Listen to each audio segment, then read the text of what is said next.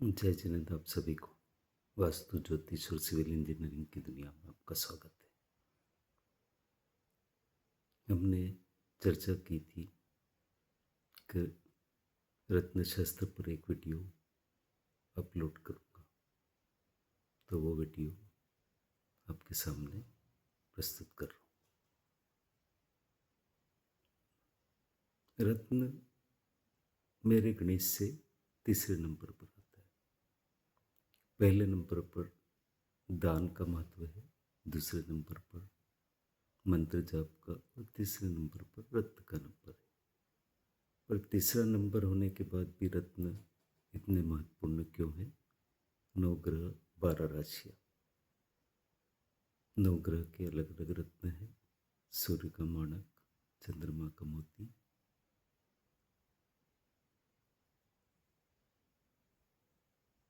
मंगल का मूंगा, बुध का पन्ना, गुरु का पुखराज, शुक्र का उपल, हीरा, शनि का नीलम एमेथिस्ट और राहु का गोमेद, केतु का लसूरिया। ये सब रत्न 9 ग्रह 12 राशियों पर लगते हैं। एक सामान्य अवधारणा ये है कि अगर सिंह राशि है तो माणक लगेगा, मेष राशि है तो मूंगा लगेगा, या कुंभ या मकर राशि है तो नीलम लगेगा। एक सामान्य धारणा है। कई बार इससे रत्न पहन भी लिया जाता है, परंतु पूरा विश्लेषण करने के बाद ही रत्न पहनना या पहनाना चाहिए। बिना गणित के रत्न पहनना थोड़ा सा जोखिम को बढ़ा देता है। सही रत्न, सही जानकार या एक प्रैक्टिकल गणित से कई बार कुंडली से देखकर भी, लग्न देखकर या चंद्र राशि देखकर भी रत्न पहनाया जाता है। अंकों से रत्न पहनाना भी एक सटीक उपाय होता है, तो उसके आधार पर भी मूलांक से भी रत्न धारण किए जा सकते हैं। कई बार व्यापार व्यवसाय के दृष्टिकोण से भी हम रत्न धारण करते हैं। ज्ञान के गणित से भी रत्नों का उपयोग करते हैं। या बीमारियों के निदान के लिए भी रत्न का प्रयोग, उपरत्नों का प्रयोग, जड़ियों का प्रयोग करते हैं, पर उनका ज्ञान होना आवश्यक है। हर कोई चेक नहीं कर सकता है कि वो रत्न हमको धारता है या नहीं धारता है। बहुत बड़े गणित की आवश्यकता उसमें होती है, जिससे हम पता कर सकें कि ये रत्न हमारे लिए फायदेमंद है या हानिकारक है। तो आज बहुत बड़ा गणित लेकर आया हूँ कि रत्न हमको क्यों पहनना चाहिए, रत्न पहनने से क्या होता है।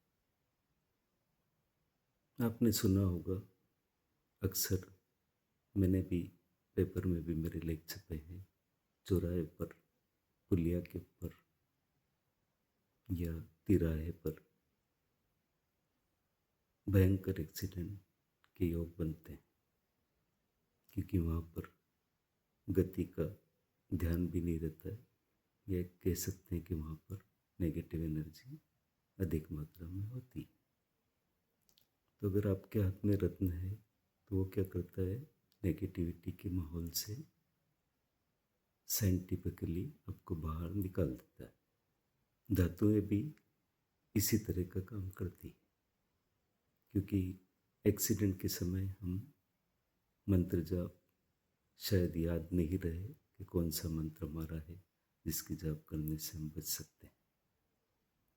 तो वैसे समय में धातु या रत्न, सही रत्न हमको उस एक्सीडेंट के घेरे से, चुंबकीय घेरे से, नेगेटिव एटमॉस्फेयर से बाहर निकालता है या बचा देता है। इसलिए वहाँ पर रत्न का महत्व बढ़ जाता है।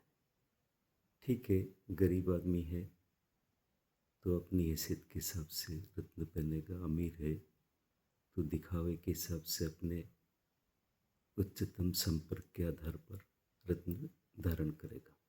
परंतु ऐसा नहीं है, ग्रहों को उनके रत्न से मतलब है, महंगे सस्ते से उनका कोई लेना देना नहीं होता है। अच्छी क्वालिटी, प्योरिटी महत्व रखती है अपनी जगह, पहनना भी चाहिए और अपनी क्षमताओं को ध्यान में रखकर। इसलिए रत्न पहनना जरूरी है, पहनना चाहिए, लाभ उठाना चाहिए। 1 2 3 4 5 रत्न नहीं, केवल एक भाग्य रत्न। हाँ, आपको पहनने का शौक है तो पहन सकते हैं, पर मेरे गणित अनुसार केवल एक रत्न ही सर्वश्रेष्ठ है, हमारा भाग्य रत्न होता है, जो सारी चीज़ों में हमको लाभ पहुंचा सकता है। धन्यवाद। शुभ रात्रि।